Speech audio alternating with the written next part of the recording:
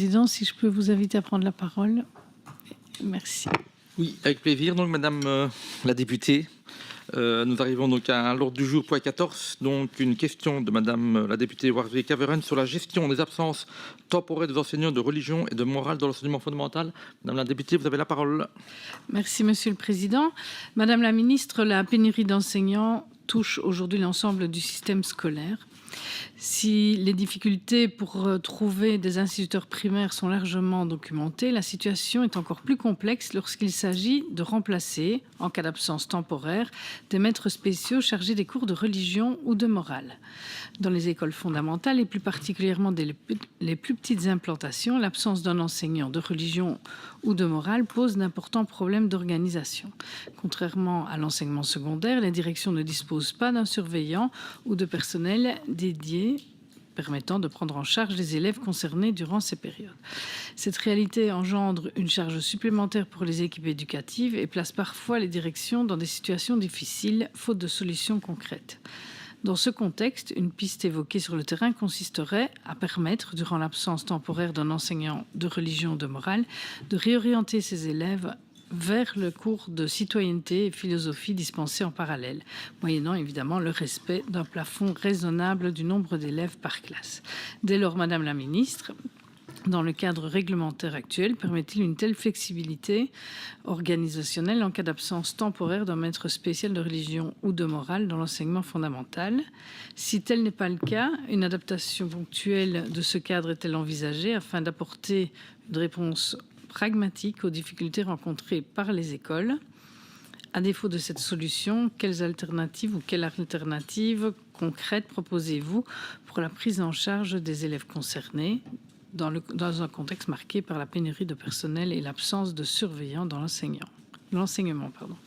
Enfin, une réflexion globale est-elle en cours afin d'offrir davantage de souplesse organisationnelle aux directions d'école confrontées à ces absences temporaires? Je vous remercie déjà pour vos réponses. Madame la Ministre, vous avez la parole pour les éléments de réponse. Merci, Monsieur le Président. Madame la députée, aucun dispositif dans le règlement actuel ne permet de modifier temporairement l'inscription d'un élève d'un cours philosophique vers un autre en cas d'absence d'un enseignant. En cas d'absence, les directions doivent appliquer les règles générales et habituelles, à savoir organiser la prise en charge des élèves en fonction des possibilités internes de l'école, chercher un remplaçant ou déclarer l'absence à l'administration lorsqu'elle se prolonge. Une solution, bien que partielle, est néanmoins pratiquée lorsqu'une école ne parvient pas à trouver un enseignant pour le cours philosophique choisi par les parents. Le PO est tenu de poursuivre activement les recherches conformément à la procédure en vigueur pour respecter ce choix. Et dans l'attente, et puisque le cours de philosophie et de citoyenneté a été conçu pour garantir la neutralité tout en étant déjà suivi pour une période par semaine par tous les élèves, ceux qui sont temporairement privés de leur enseignant habituel peuvent suivre une seconde période de secours en même temps que les élèves ayant opté pour la dispense.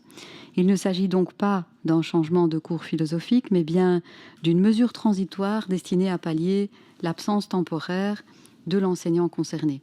À ce jour, aucune réforme spécifique concernant le remplacement ponctuel des maîtres de religion ou de morale n'a été adoptée ou n'est envisagée dans l'enseignement fondamental, vu l'alternative mise en place par les PO. Je vous remercie.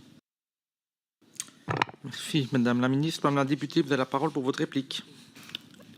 Oui, merci Madame la Ministre pour votre réponse. Et donc, ça conforte en fait les actions qui sont prises sur le terrain et donc permettre aux élèves dont l'absence de l'enseignant de religion, de morale, donc engendre une désorganisation des écoles.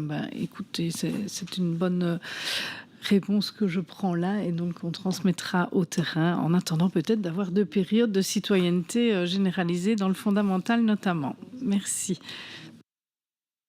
Merci, Monsieur le député, Monsieur le Président, de m'avoir remplacé. Et donc,